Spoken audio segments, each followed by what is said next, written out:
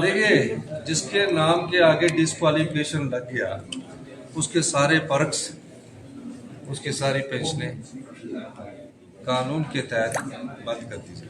देखिए, जिसके नाम के आगे डिस्क्वालिफिकेशन लग गया उसके सारे पर्क्स, उसकी सारी पेंशनें कानून के तहत बंद कर दी जाए। लोकतंत्र में समय समय के अनुसार, परिस्थितियों के अनुसार परिवर्तन होता रहता है। हिमाचल प्रदेश में एक घटना घटी। राज्यसभा चुनाव में जिन विधायकों ने कांग्रेस पार्टी के टिकट पर चुनकर जब आए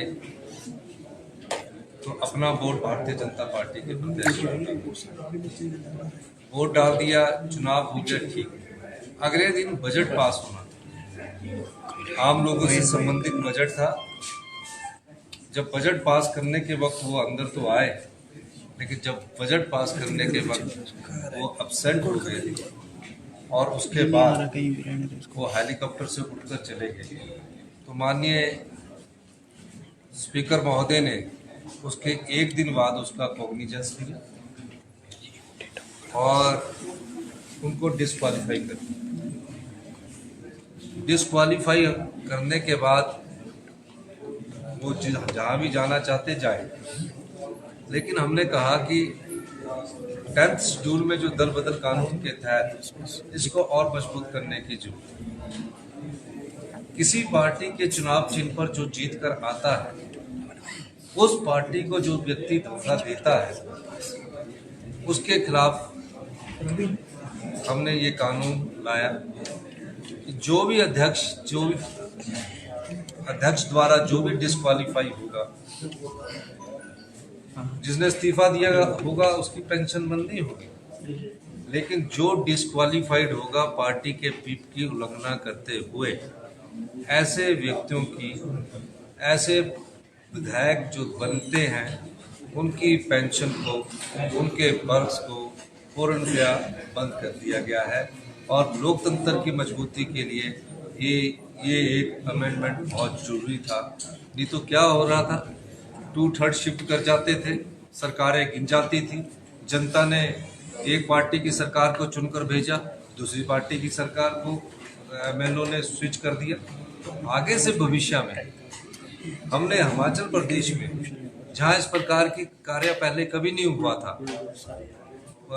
लोकतंत्र को मजबूत करने के लिए इस प्रकार का प्रावधान हमने किया।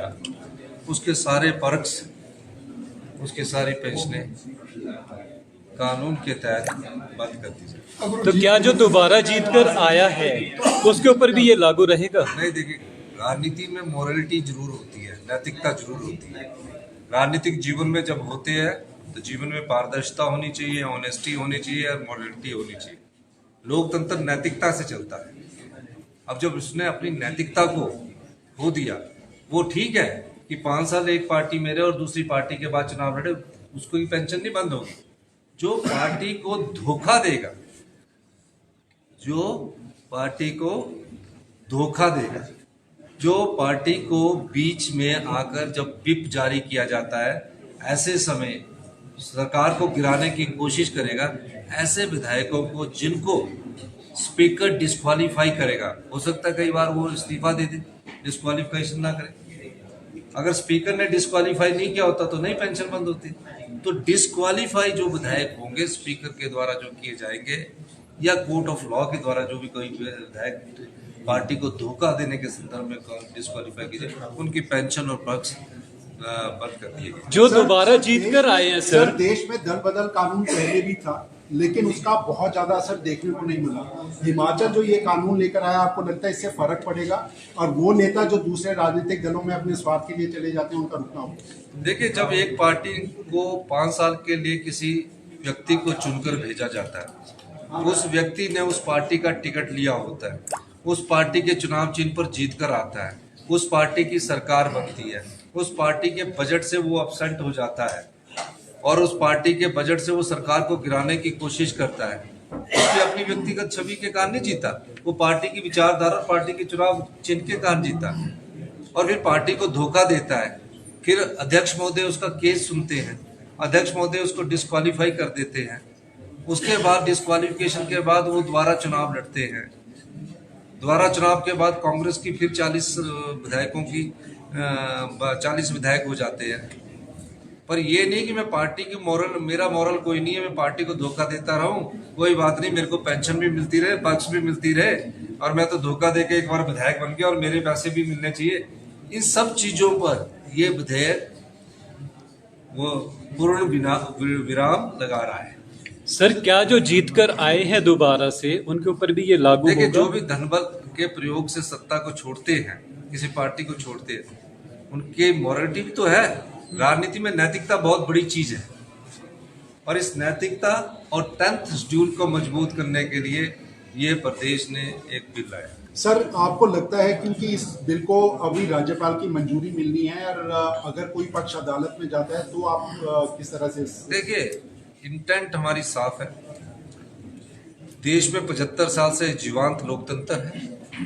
इस जीवांत लोकतंत्र में की मजबूती के लिए हमें इस प्रकार की अमेंडमेंट लानी पड़ी है।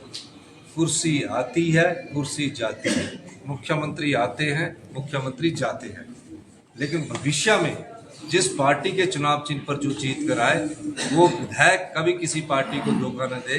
इसके पीछे असली मंशा वो है। सर कुछ विधायक डिस्क्वालीफाई होने के बाद फिर जीत कर आए हैं, क्या उन पर भी ये विधेयक लागू? उसको आप थोड़ा सा पढ़िए ना, थोड़ी तो आप में भी तो पढ़ना चाहिए ना।